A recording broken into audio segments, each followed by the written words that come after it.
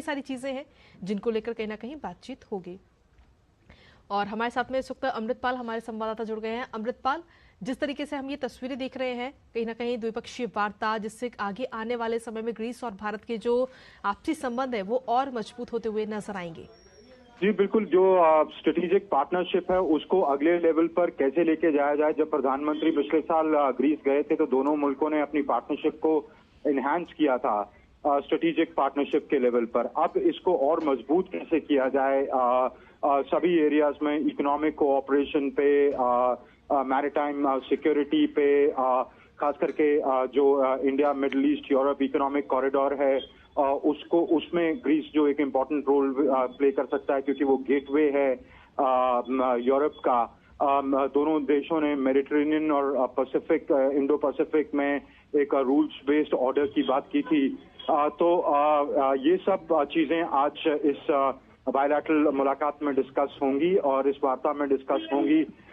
फिर economic ties को strengthen कैसे किया जाए शिप बिल्डिंग एरियाज में, और जो इन्वेस्टमेंट्स एक दूसरे के कंट्री में और ट्रेड को कैसे ऊपर लेके जाया जाए। तो ये सब बातें इस वार्ता में डिस्कस हो रही हैं। जी अमृतपाल, ये जो दोनों देशों के आपसी संबंध जो है वो और मजबूत हो रहे हैं, इससे क्या बाकी अन्य देशों पर भी इसका असर पड़ेगा आगे आने वाले समय में? बिल्कुल बिल्कुल, मेडिटेरेनियन का एक बहुत अहम हिस्सा, बहुत अहम मुल्क ग्रीस है।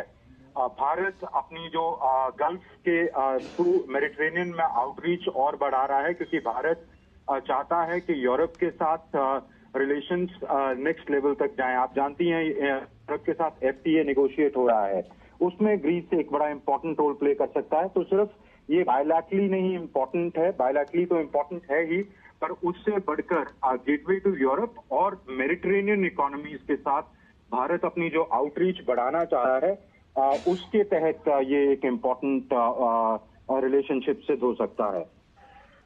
ठीक है, बहुत बहुत शुक्रिया तमाम जानकारी देने के लिए अमृतपाल।